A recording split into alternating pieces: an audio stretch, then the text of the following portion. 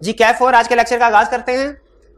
आज के लेक्चर में हम डिस्कस करेंगे प्रैक्टिस क्वेश्चन होम असाइनमेंट आपके, फिर इसके बाद नेक्स्ट चैप्टर 7 जो है, जो कि किससे रिलेट करता है, पर चैप्टर 6 से रिलेट करता है। चैप्टर 7 नहीं, चैप्टर 7 से ही रिलेट करता है, और ये है performance of the contract, performance of the contract. ठीक है, चैप्टर 6 का सीक्वल है, ये कह लें कि परफॉर्मेंस ऑफ द कॉन्ट्रैक्ट से रिलेटेड कुछ कंसेप्ट चैप्टर 6 में थे और कुछ कंसेप्ट चैप्टर 7 में है। परफॉर्मेंस ऑफ द कॉन्ट्रैक्ट में कल हमने क्या सीखा था?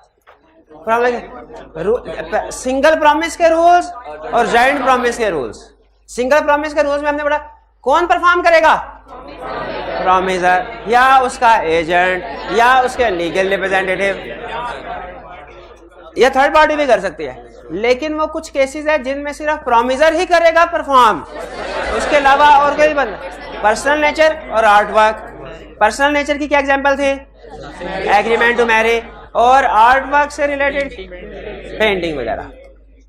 ठीक है, फिर इसके बाद हमने रूल स्टडी किए जॉइंट प्रॉमिस के, कि जॉइंट प्रॉमिस के केस में क्या होगा, कि सबसे पहला रूल क्या था, जॉइंट प्रॉमिस की liability joint and several. Joint को लहदा बताया था, सेवरल को लहदा बताया था। जॉइंट का मतलब कोई भी लायबल है, हर एक में से कोई भी लायबल हो सकता है, और सेवरल का मतलब क्या है, होल अमाउंट तक लायबल हो सकता है। हाँ, फिर आगे रूल पढ़ा था, अगर कोई जॉइंट प्रॉमिसर अपने हिस्से से ज्यादा पे करता है तो जो दूसरे प्रॉमिसर से उसको रिकवर करवा सकता है। और अगर किसी जॉइंट प्रॉमिसर को प्रॉमिसरी रिलीज कर देते हैं तो वो अदर जॉइंट प्रॉमिसर को स्टिल लायबल है। अदर जॉइंट प्रॉमिसर इससे रिलीज नहीं होते और वो अदर जॉइंट प्रॉमिसर को भी लायबल।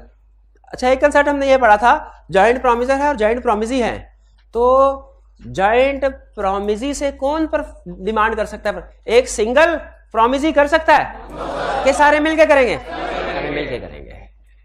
ठीक है, ये कंसेप्ट क्लियर हो गए। अच्छा, इसमें एक छोटा सा मजीद कंसेप्ट है, वो आज एक क्वेश्चन जो आज की असाइनमेंट का लास्ट क्वेश्चन है, उसमें मैं आपके साथ डिस्कस करूंगा।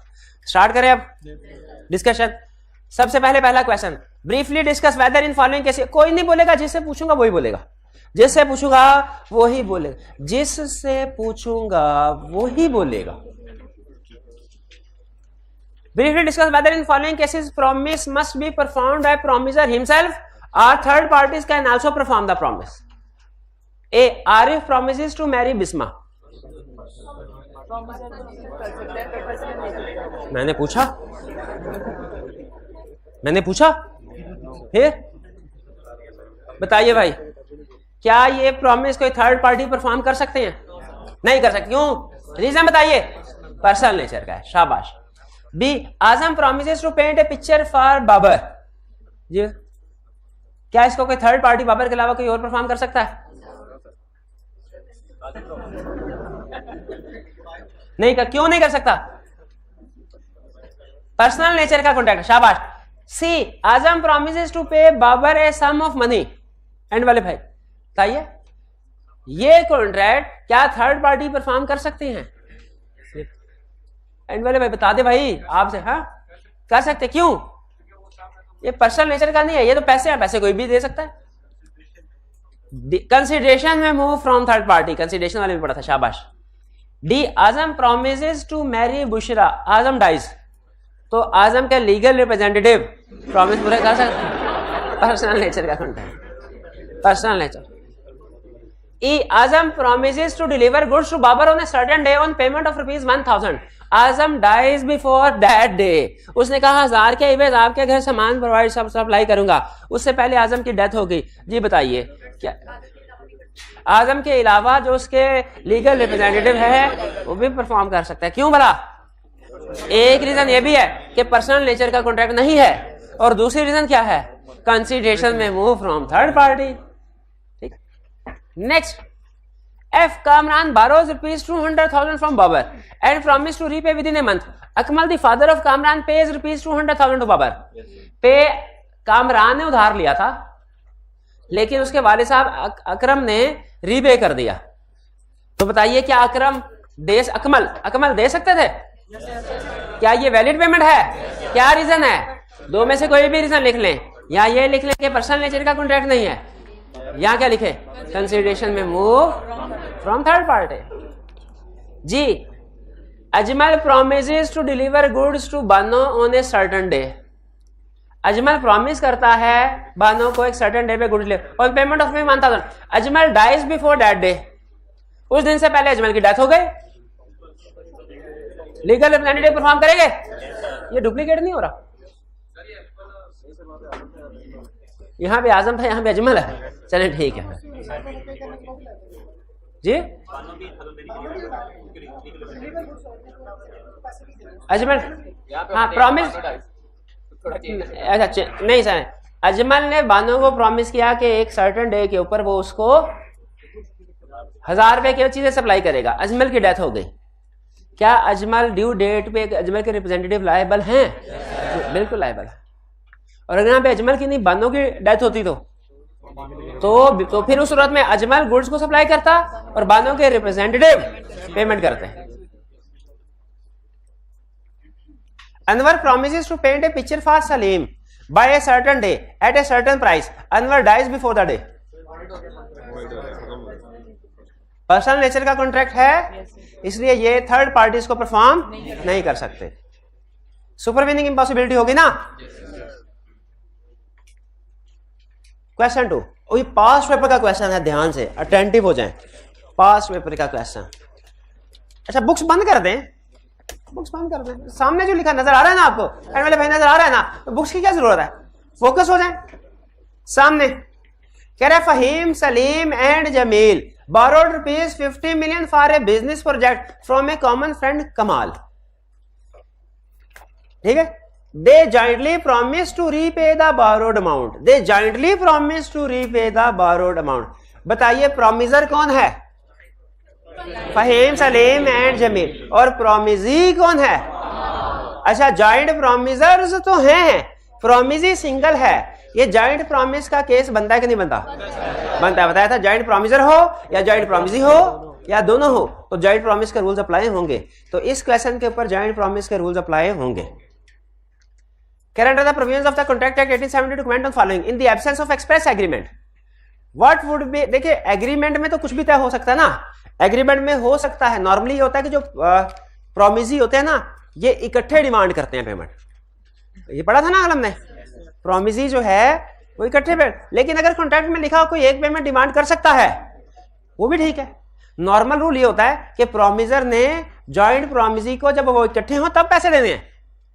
लेकिन अगर एग्रीमेंट में तय पाया हो कि कोई एक प्रोमिसी भी अगर हमारे बिजनेस में मौजूद हो ना तो प्रोमिजर उसको पैसे दे सकता है. तो अगर एग्रीमेंट में जो तय पाया हो तो फिर तो वो एग्रीमेंट वाली बात ही अप्लाई होगी. लेकिन अगर एग्रीमेंट में कुछ भी तय नहीं पाया, यही कह रहा है in the absence of express agreement what would be the rights and liabilities of joint promisor. Joint promisor के राइट्स एंड लायबिलिटीज क्या होंगे? क्या जॉइंट प्रोमिसर के राइट्स एंड लायबिलिटीज होंगे? जी जॉइंट प्रोमिसर्स लायबिलिटी पहले बताना चाहते हैं. लायबिलिटी पहले बता दें. Liability of joint promisor is joint and several. और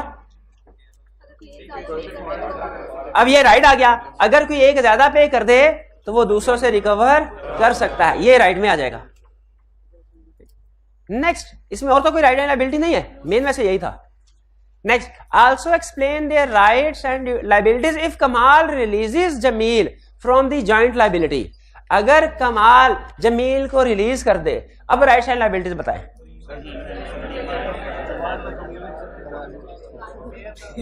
अब उसने अच्छा राइट्स एंड लायबिलिटीज किसके पूछे हैं? कमाल के जमील के? दोनों के बता देते हैं. कमाल कौन है? जिसने पैसे देने थे, जिसने पैसे रिसीव करे थे. उसके क्या राइट्स हैं कि उसने जिसको रिलीज किया है उससे पैसे तो नहीं लेकिन दूसरे पैसों से रिसीव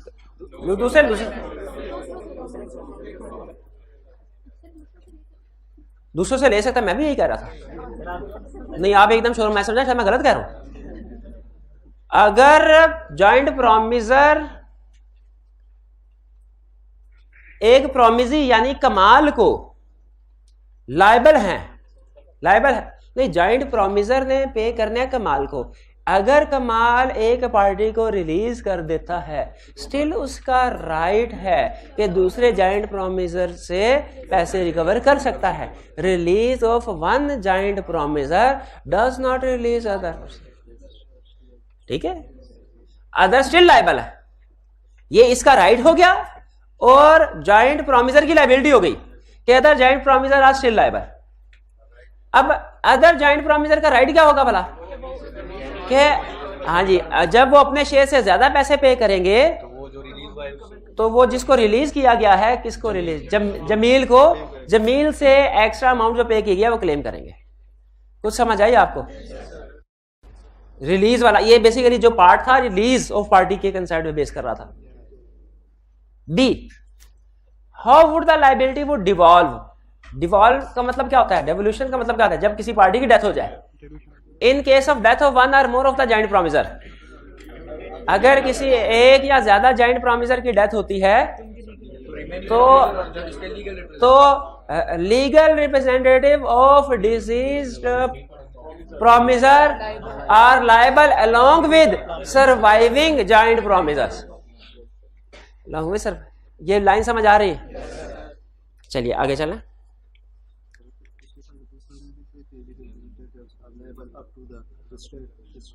हाँ जी बिल्कुल, इन्होंने कहा सर एक और पॉइंट भी तो था कि जो लीगल रिप्रेजेंटेटिव है वो up to the amount of state transferred, उस अमाउंट तक लायबल है। बिल्कुल है, वो भी लिख सकते हैं, बिल्कुल है भाईजान। थोड़ा सा जरा होल्ड करके, फिर भी मैं भी यही बात कर रहा हूँ, मैं यही बात करने के लिए हाजिर हुआ हूँ घर से। ठीक है, थोड़ा सा मुझे भी मौका दीजिए। ये आइंस्टाइन है, ये कौन है? ये चीफ जस्टिस है, तो इससे क्यों पूछ रहे भाई? भाई से पूछे। चीफ जस्टिस तो मैं भी नहीं हूं, लेकिन ये मैंने पढ़ के आया हूं। मैं, मेरा ख्याल है इन भाईजान से तो बेहतर ही आपको एक्सप्लेन कर सकूं। Question 3, Benjamin borrowed ₹1 million from Hatim and Tahir jointly and promised to repay the amount on March 1st, 2011। बताइए इसमें प्रोमिसर कौन है? बेंजामिन। और प्रोमिसी कौन है? बताइए, प्रोमिसर एक है, प्रोमिसी एक से ज्यादा है, जॉइंट प्रॉमिस के रूल अप्लाई होंगे कि नहीं इसमें? यानी जॉइंट प्रोमिसर नहीं है, जॉइंट प्रोमिसी है। अब उसने क्वेश्चन को थोड़ा चेंज कर दिया, लेकिन चूंकि दोनों में से एक भी जॉइंट हो जाए जॉइंट प्रॉमिस बन जाता है। कह रहा है state with reference to contract act 18 state who can claim performance in the following session. अच्छा, नॉर्मल रूल क्या है हमारा? अगर कॉन्ट्रैक्ट में कुछ भी ना लिखा हो तो who can demand performance? Joint promisor सारे इकट्ठे, जॉइंट प्रोमिसेस सारे इकट्ठे डिमांड कर सकते हैं परफॉर्मेंस को। और अगर किसी एक ही डेथ हो जाए उसके लीगल इम्यूनिटी। लेकिन ज़हन में रखिएगा, अगर कॉन्ट्रैक्ट में लिखा हो ना कि जॉइंट प्रोमिसेस में से कोई एक भी रिसीव कर सकता है या डिमांड कर सकता है, तो वो भी डिमांड कर सकता है। ये नॉर्मली कंसेप्ट अप्लाई होता है पार्टनरशिप वाले टॉपिक पे। पार्टनरशिप में एक से ज्यादा पार्टनर्स होते हैं, तो जब कोई भी पार्टी पार्टनरशिप के साथ एग्रीमेंट करती है ना, तो ये जॉइंट प्रॉमिस के रूल्स वहां पे अप्लाई हो जाते हैं। ठीक है, उस सूरत में अगर किसी ने पार्टनरशिप से लोन लिया है तो वो तो प्रॉमिसर है, रीपे करना है। प्रॉमिसी हमेशा सारे पार्टनर्स होंगे, तो इसमें तो ये रूल लगना चाहिए कि जब तक सारे पार्टनर्स इकट्ठे होकर पैसे नहीं मांगेंगे ये बंदा पैसे नहीं देगा, क्योंकि सारे पार्टनर्स का इकट्ठे होना मुश्किल होता है। तो उस सूरत में याद रखे, एग्रीमेंट में लिखा जाता है कि हम में से हर एक पार्टनर का राइट है कि वो आपसे पैसे वसूल कर सकता है, इसलिए अगर कोई भी एक आ गया ना तो आपने उसको पैसे दे देने हैं। या अगर जब आप दुकान पे आए और आपने कोई भी पार्टनर वहां पे बैठा हुआ उसको पैसे ऑफर कर दिए, उसको पैसे टेंडर कर दिए, तो ये समझा जाएगा आपने एक पार्टनर को नहीं सबको ऑफर कर दिया। तो ये ध्यान में रखिएगा। लेकिन अगर कॉन्ट्रैक्ट में लिखा तो फिर ये भी हो सकता है कि एक प्रॉमिसी भी सारे पैसे ले सकता है या उसको ऑफर किया जा सकता है। लेकिन अगर कॉन्ट्रैक्ट में कुछ नहीं लिखा हुआ तो फिर जॉइंट प्रॉमिसी जितने होंगे वो इकट्ठे टुगेदर कैन डिमांड परफॉर्मेंस। पढ़ा ना, joint promises together can demand performance in the absence of any. और अगर एग्रीमेंट में लिखा हो तो क्या सिंगल प्रॉमिसी को, ठीक है, चलिए ठीक है। यहां पे देखें, चूंकि उसने कुछ नहीं बताया हुआ इसलिए हम नॉर्मल रूल अप्लाई करेंगे। Normal rule apply, both Hatim and Tahir are alive on due date. कौन परफॉर्म करेगा, कौन डिमांड करेगा? हातिम एंड ताहिर दोनों, अनलेस एग्रीड, बिल्कुल unless agreed. Hatim dies before due date, legal representative Hatim along with Tahir. Both Hatim and Tahir die before the due date. Legal representative of Hatim along with the legal representative of Tahir. Clear हुआ question? Past paper का था. आगे चलें. Suhail and Afaq, बेहतरीन, बहुत अच्छा question है, बहुत अच्छा क्वेश्चन है.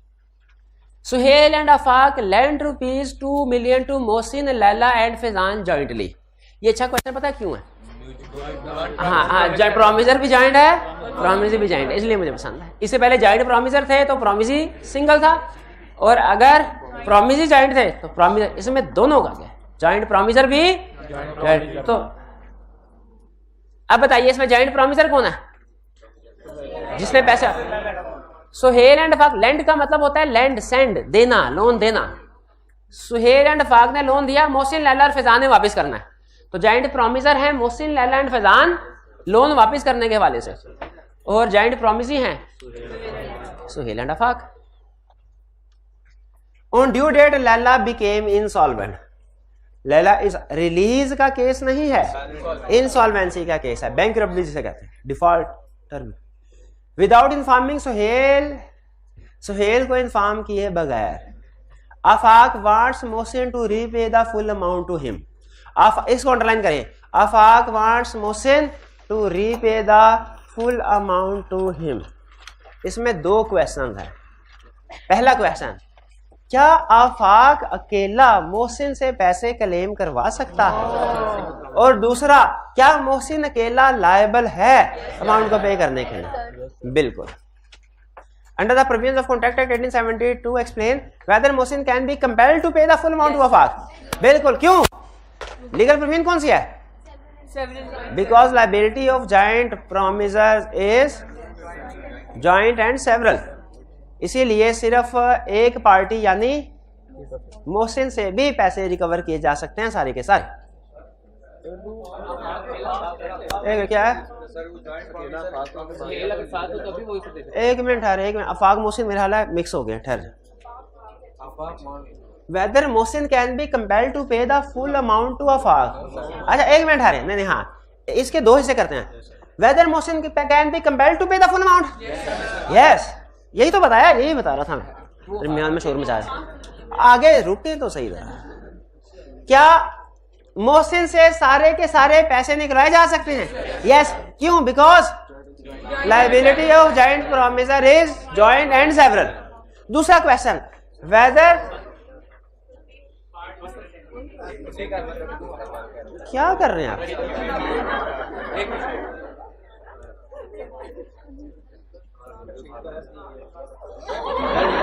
नहीं किया, मजाक कर रहा हूं. नहीं किया, ये देख ले. नहीं किया, नहीं किया. ये है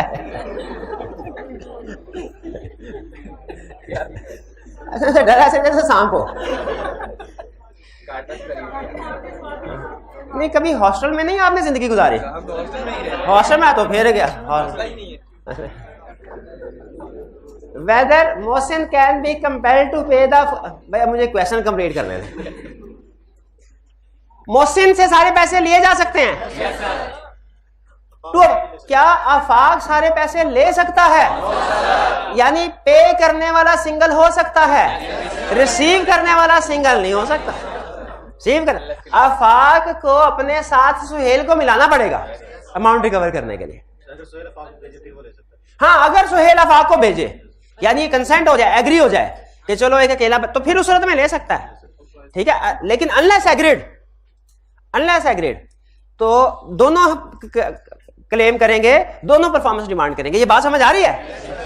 यानी जॉइंट प्रोमिसर्स में से किसी एक से भी सारे पैसे लिए जा सकते हैं, लेकिन जॉइंट प्रोमिसेस सारे इकट्ठे होकर टुगेदर परफॉर्मेंस डिमांड करेंगे, पैसे डिमांड करेंगे. जी, इसका आंसर, पहले हिस्से का आंसर हुआ yes. Whether Mohsin can be compelled to pay the full amount. Yes.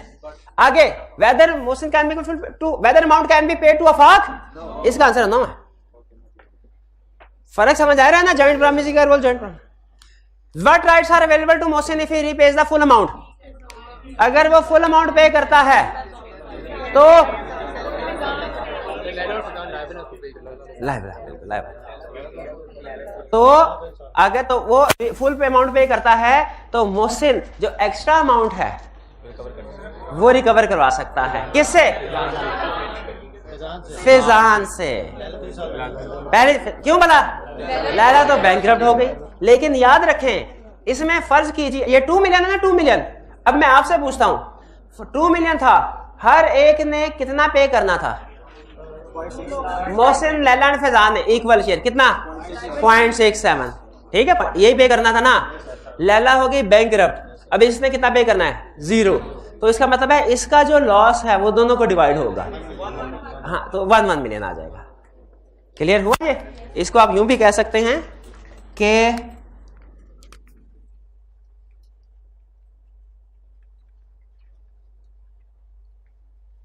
Mohsin, Laila and Faizan, ये मोहसिन, लैला और फैजान इन सब ने पे करना था 66 क्या बनता है? इतने बनता है 66,666 और 66,066 6 लाख है। अच्छा चलो ये ले एक 6 और। ठीक है, अब लैला बैंकरप्ट हो गई। इसका मतलब क्या हुआ? इसका लॉस इक्वली बेयर करेंगे दोनों, यानी कितना होगा? 33,000। अब इसने मजीद में 33 जितना भी बनता है 3,33,333। तो ये टोटल करके अब इसने कितना पे करना है? 1 मिलियन। इसने कितना पे करना है? 1 मिलियन। लेकिन कितना पे किया? मोहसिन ने 2 मिलियन पे किया। तो इसका मतलब है मोहसिन कितने पैसे रिकवर करेगा फैजान से? 1 मिलियन। 1 million 1 million. भी क्लियर? आगे चलें।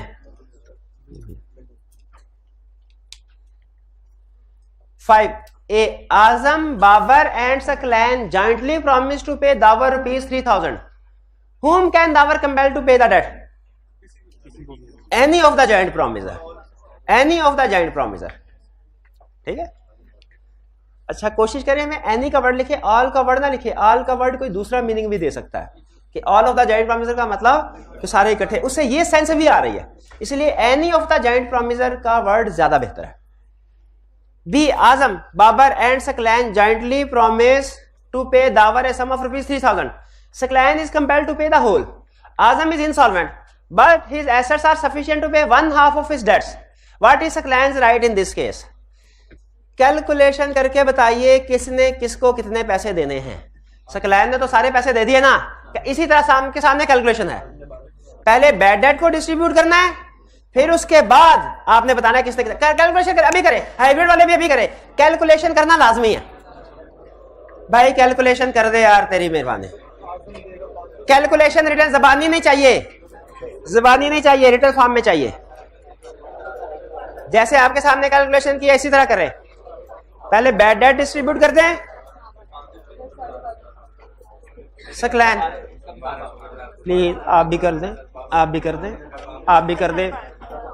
मुझे लिखत में चाहिए, लिखत में लिख के दिखाएं। कर दे यार तेरी मेहरबानी कर दे। ये सामने ये टेबल सा बना के मुझे दिखाएं, ये ज़बानी कलामी ना करें। ये छोटा मैं इसलिए टेबल आपसे बना रहा हूं, एग्जाम में कम्प्लेक्स अमाउंट भी आ सकती हैं, वो आपसे ज़बानी कलामी नहीं होंगी। मुझे कोई शौक नहीं है बिला वजह आपसे मेहनत करवाने का। कर दे यार, हो गया।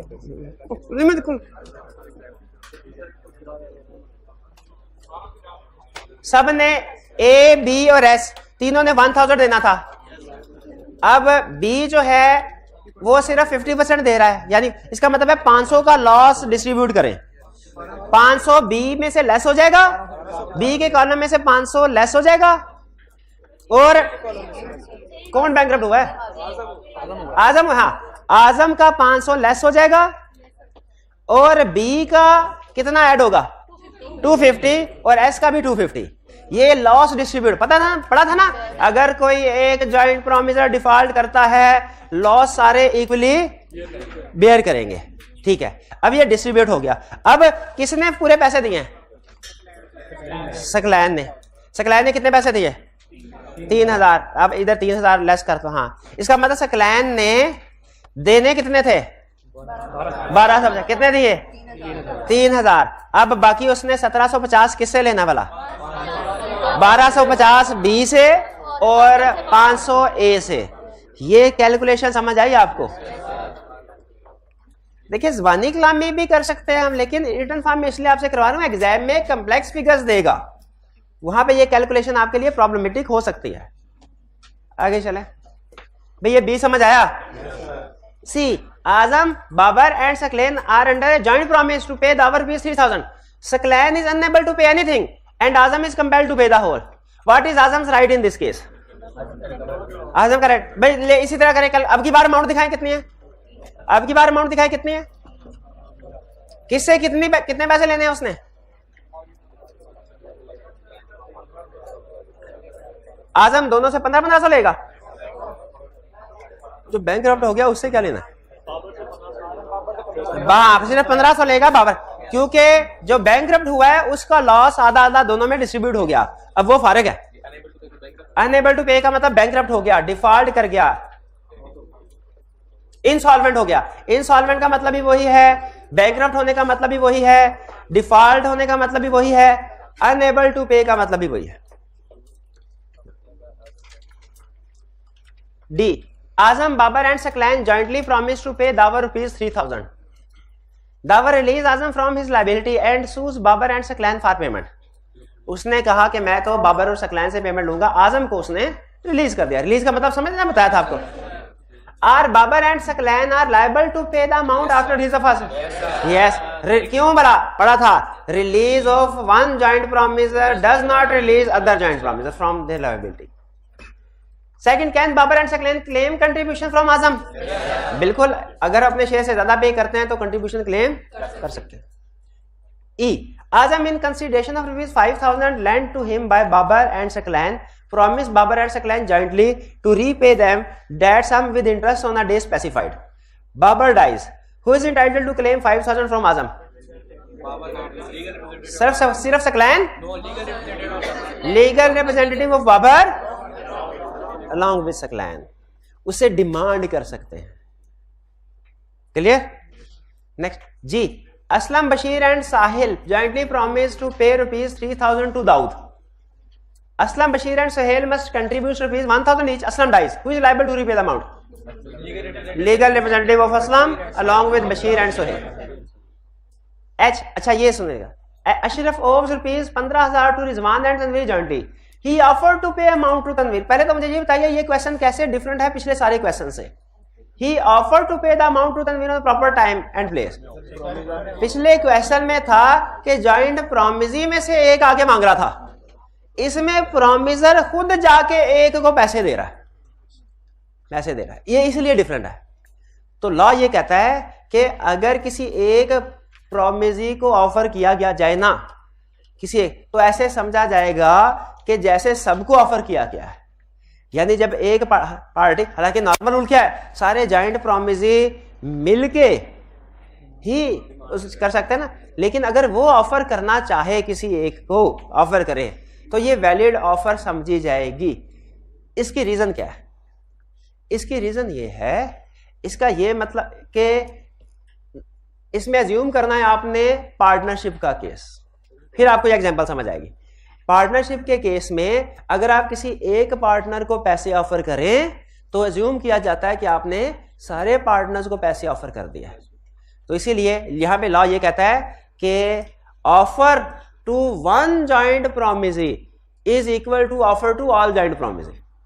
तो अगर वो उसने इनकार कर दिया है तो इसका मतलब ये नहीं है कि इसमें कसूर प्रॉमिसर का था, इसमें प्रॉमिसी का कसूर ही समझा जाएगा। हालांकि नॉर्मल असूल क्या है कि जब तक सारे प्रॉमिसी इकट्ठे ना हो पेमेंट नहीं होगी, और यहां पे प्रॉमिसी एक प्रॉमिसर को पेमेंट कर रहा है। प्रॉमिसर जो प्रॉमिसर है, प्रॉमिसर वो एक प्रॉमिसी को पेमेंट कर रहा है, उसने रिफ्यूज कर दिया, तो इसमें बज़ाहिर लग रहा है कि कसूर प्रॉमिसर का है, प्रॉमिसी का नहीं, क्योंकि प्रॉमिसी इकट्ठे हों तो फिर पेमेंट की जाती है। लेकिन यहां पे चूंकि प्रॉमिसर खुद गया है, यहां पे डिमांड वाला नहीं ऑफर वाला केस है। डिमांड वाला केस नहीं है ये, कौन सा है भाई? ये फर्क है कि नहीं? केस पढ़ के पता चल रहा है इसमें। हालांकि मेरा अपना पॉइंट ऑफ व्यू ये है, इसमें वही रूल लगना चाहिए कि अगर सारे इकट्ठे नहीं है प्रॉमिस तो पेमेंट नहीं होनी चाहिए, और उसने पेमेंट की भी नहीं है। लेकिन लॉ ये कहता है इस सिचुएशन में हम प्रोमिजर का कसूर नहीं मानेंगे डिले। इसमें हम प्रोमिजर का, अगर उसके पास से पहुंच गया था ना तो प्रोमिजर को चाहिए था दूसरे लोगों को बुला लेता, रिफ्यूज ना करता बल्कि दूसरे लोगों को बुला लेता। इसलिए लाने का offer to one joint promisee is equal to offer to all joint promisee. ये नहीं कहा payment to one joint promisee is equal to payment to all joint, ये नहीं कहा, क्योंकि ये तो हमने रूल पढ़ा हुआ ना, ये थोड़ी कहेगा पेमेंट टू, भाई बात समझ आ रही है थोड़ी technical, payment to one joint promisee is not payment to all joint promisee, लेकिन offer to one joint promisee is offer to all joint promisee. क्यों बोला? वो उसे चाहिए जिसको एक को ऑफर के दूसरे लोगों को बुला ले। अगर वो रिफ्यूज कर देता है तो फिर डिले की वजह से प्रोमिजर जिम्मेदार नहीं है इंटरेस्ट का। फर्क समझ आ रहा है?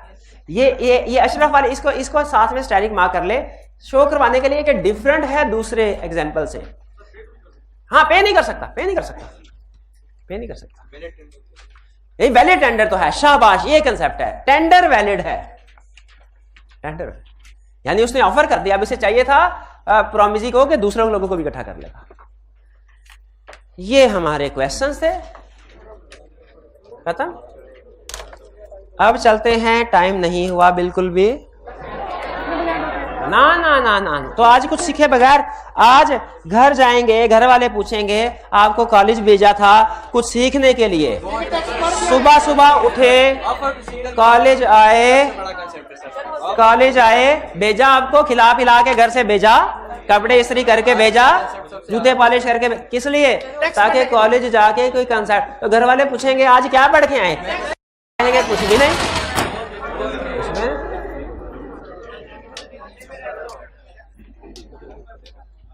ये अलग वेरी रेलेवेंट हो। अब स्टडी करने लगे हैं time and place of performance के प्रॉमिस कहां परफॉर्म किया जाए, टाइम एंड प्लेस ऑफ, और दूसरा order of performance, time and place of performance और ऑर्डर ऑफ परफॉर्मेंस। पहले टाइम एंड प्लेस, इसमें सबसे पहले तो टाइम का मतलब समझ लें। टाइम का मतलब दिन है कि वक्त है, डे और टाइम, यानी इसका क्या मतलब है कि सिर्फ ये कि पीर मंगल या बुध किस दिन प्रॉमिस को परफॉर्म किया जाए। फर्स्ट कीजिए हमने वादा किया कि किसी पर्सन को हम गुड्स डिलीवर करेंगे, राइस डिलीवर करेंगे, तो हमें कॉन्ट्रैक्ट में सिर्फ दिन मेंशन करना चाहिए कि टाइम भी, ये ज़हन में रखिएगा। टाइम से मुराद वक्त, तो जब भी लॉ में लफ्ज टाइम बोला जाए ना, टाइम, इससे मुराद सिर्फ ये नहीं है कि किस दिन, इससे मुराद ये भी है कि किस वक्त। Time is equal to day plus वक्त से R, days plus R, day plus R, ये ज्यादा बेहतर है, समझ गए? डे यानी दिन भी और किस टाइम पे वो भी। तो इफ टाइम स्पेसिफाइड, अगर कॉन्ट्रैक्ट में स्पेसिफाई किया गया है कि कौन सा डे होगा, कौन सा आवर होगा, तो जो एग्री हो गया, जो स्पेसिफाई हो गया, उसी के ऊपर डिलीवरी होगी, चाहे वो दिन कोई भी हो, चाहे बुध हो, चाहे जुमेरात, चाहे जुम्मा, चाहे इतवार, जो भी हो, चाहे सुबह हो, चाहे शाम हो, जो मेंशन कर दिया, जो एग्री हो गया ना, वही होगा। लेकिन अगर टाइम स्पेसिफाई नहीं है, टाइम स्पेसिफाई, और अगर इसी तरह प्लेस अगर एग्री हो जाए, तो जो एग्री हुई उसी के मुताबिक डिलीवरी होगी। अगर टाइम एंड प्लेस, प्लेस का मतलब क्या है, किस जगह गुड्स डिलीवर की जाएगी, अगर टाइम और प्लेस स्पेसिफाइड है कॉन्ट्रैक्ट में, तो जो स्पेसिफाइड है जगह टाइम, उसी के मुताबिक डिलीवरी होगी। डन। अगर स्पेसिफाई नहीं है तो टाइम का रूल डिफरेंट है, प्लेस का रूल डिफरेंट है। टाइम का रूल क्या है? हमने ये तो एग्रीमेंट कर लिया, इन भाईजान जल्दी में थे, इन्होंने एग्रीमेंट कर लिया, सर ऐसा कीजिए कि आप 100 टन राइस भिजवा दीजिए हमें, चले गए।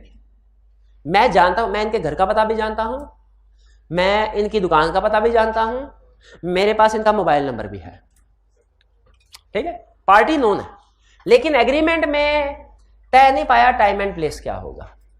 अब ला क्या कहता है, हमें रूल क्या लगेगा? ये नहीं है कि अनसर्टेनिटी है तो उसकी वजह से वाइड हो जाए। ला कहता है नहीं, रूल बताता हूं क्या। आपने गुड्स को डिलीवर करना है with reasonable time. Reasonable time नहीं, पहले रीजनेबल टाइम करना, रीजनेबल पीरियड कह लें, विद इन रीजनेबल। ये नहीं कि उन्होंने टाइम एग्री नहीं किया तो आपके अच्छा 10 साल के बाद अब मैं डिलीवर करूंगा, क्योंकि आपने टाइम एग्री नहीं किया, मेरी मर्जी 10 साल के बाद डिलीवर। लॉ कहता है नहीं, रीजनेबल पीरियड। इसमें रीजनेबल पीरियड क्या, महीना 1.5 महीना फॉर एग्जाम्पल। वैसे रीजनेबल पीरियड क्या होगा, ये केस टू केस वेरी करता है, लेकिन मे भी महीना रीजनेबल। आपको क्या लगता है इस केस में महीना रीजनेबल है कि साल? महीना रीजनेबल है, मुझे भी लगता है। तो अगर टाइम मेंशन नहीं है तो विद इन रीजनेबल पीरियड। अच्छा, महीने के अंदर बहुत से दिन हैं, बहुत से आवर्स हैं, रीजनेबल पीरियड में भी बहुत से दिन हैं, बहुत से आवर्स हैं।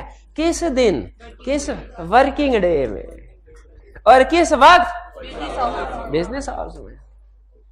अगर इतवार को डिलीवरी लेके पहुंच दिया जाए, अगर स्पेसिफाई होता तो इतवार को भी वैलिड था, स्पेसिफाई नहीं किया तो वर्किंग डे में, हॉलीडे में नहीं, ईद के दिन लेके डिलीवरी नहीं, रात के 12 बजे लेके। अब याद है वो एक 12:01 में भी आ गया था कोई डिलीवर करने के लिए। अगर तो एग्री हुआ ना तो फिर 12 बजे भी ठीक है, ठीक है। फिर मैं ना जब ये मैंने मैट्रिक किया तो ज्यादा पढ़ता नहीं था, घर वालों ने कहा अच्छा पढ़ना नहीं है तो काम शाम करो। मामू की दुकान होती सेंट्री की, उधर उन्होंने मुझे भेज दिया। हुए 2 महीने जो मेरे साथ हुई मैं ही जानता हूँ। हाथ जोड़ के मैंने कहा अब पढ़ना है, अब पढ़ना है। हाँ जी, सीए से पता ही नहीं उधर क्या होता है। वो डब्बे होते थे, डब्बे 4-4, 5 सड़क होती थी चलती, ये फिरोजपुर रोड, वो डब्बे लेके उधर जाना, उधर लेके आना, सर घूम जाता था, 2-3 फेरे लगते थे जब। और उनकी बात सुने, लाहौर में ना ये दिन के वक्त में ट्रक का दाखिला ममनू है ट्रांसपोर्टेशन के लिए। तो जिस दिन सामान आना होता था उस दिन कहते थे सामान, और ट्रक आता था 12 बजे के बाद, ज्यादातर 12, तो 1 बजे ट्रक आया करता था। तो अब 1 बजे तक इंतजार। अच्छा, पहले सारा दिन काम किया, फिर 10 बजे दुकान बंद हुई तो हम कहते थे यार थोड़ी देर सो लो। 2 घंटे में क्या नींद पूरी होती है। 1 बजे फिर उठ के दोबारा ट्रक अनलोड करवाता, और अनलोड करवाते थे ऊपर वाले फ्लोर पे, नीचे तो डिस्प्ले होता है ना, नीचे गोदाम या ऊपर लग पता जाता था। बहरहाल, लेकिन एग्जांपल ये देना चाह रहा हूं कि वो जो एग्रीमेंट होते हैं ना सप्लायर के साथ, उसमें लिखा होता था कि रात 12 बजे के बाद ही आपने आना है। तो वो सप्लायर लायबल था रात के 12 बजे डिलीवरी देने के लिए। अगर कॉन्ट्रैक्ट में स्पेसिफाई कर दिया तो कोई भी टाइम चलेगा, लेकिन अगर स्पेसिफाई नहीं किया तो फिर वर्किंग डे बिजनेस आवर्स में डिलीवरी होगी। तो ये बात समझ आई आपको? ठीक है, ये पहले रीजनेबल टाइम पीरियड, लेकिन फिर उस पीरियड के अंदर भी तो बहुत से दिन और बहुत से वक्त हैं। तो इसीलिए लॉ ने रीजनेबल टाइम या पीरियड के साथ साथ ये भी मेंशन कर दिया क्या कि वो working day and usual business hours होगा। अच्छा, अगर एक्सेप्ट कर ले तो फिर तो चलेगा, एक्सेप्ट तो जो भी कर ले तो चलेगा। प्लेस, अगर जगह नहीं मेंशन की, मुझे पता है इनका घर कहां है, मुझे पता है इनका बिजनेस प्लेस कहां है, प्लेस इन्होंने मेंशन की। अच्छा, लेकिन इसमें लॉ ने कहा है कि आप फौरी तौर पे रीजनेबल प्लेस पर डिलीवरी नहीं करेंगे। इसलिए, लेकिन हालांकि सूली तौर पे ऐसे होना चाहिए, जैसे रीजनेबल टाइम कह दिया उस तरह रीजनेबल प्लेस भी कहा जा सकता था, लेकिन लॉ ने कहा नहीं। प्रैक्टिकल इशू इसमें यह था कि जो बंदे चीजें खरीदते हैं ना, उन्हें उन चीजों को ऑफलोड करवाने के लिए कोई जगह का इंतजाम करना पड़ता है। अचानक से अगर उनके पास सामान ले जाए ना, उन्हें कहिए अनलोड करें, रखे सामान, वो कहेंगे हमारे पास जगह ही नहीं है। गोदाम में ना बाजू का सफाई सुथराई करनी पड़ती है, अगर आपको अंदाजा हो कि किसी मजदूर वगैरह लगाने पड़ते हैं, उसमें टाइम लगता है। इसीलिए लॉ ने कहा इसमें तो जो प्रोमिसर है ना वो खुद से फैसला कर ले कि रीजनेबल पीरियड में डिलीवरी देनी है और वर्किंग डे और रीजनेबल बिजनेस आवर्स में, टाइम के केस में। लेकिन किस जगह पे डिलीवरी होगी, इसके लिए प्रोमिसर पहले फोन करेगा, कांटेक्ट करेगा, आस्क करेगा, पूछेगा प्रोमिस, भाईजान ट्रक रेडी है, बताइए किधर लाना है, किधर अरेंज किया है आपने, किधर ठिकाने लगाना है, वो बताएगा। फिर चाहे इस पार्टी के 50 गोदाम हो, लेकिन प्रोमिसर खुद से किसी गोदाम में सामान नहीं लेके जाएगा, उसे नहीं पता किस जगह इंतजाम किया गया है। बाद तो घरों में भी लोग सामान स्टोर करवा देते हैं, ठीक है।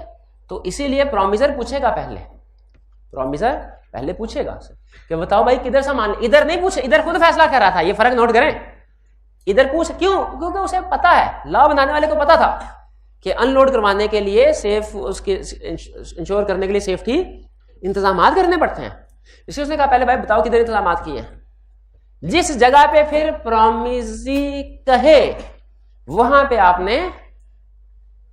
आपने सामान को डिलीवर कर देना है।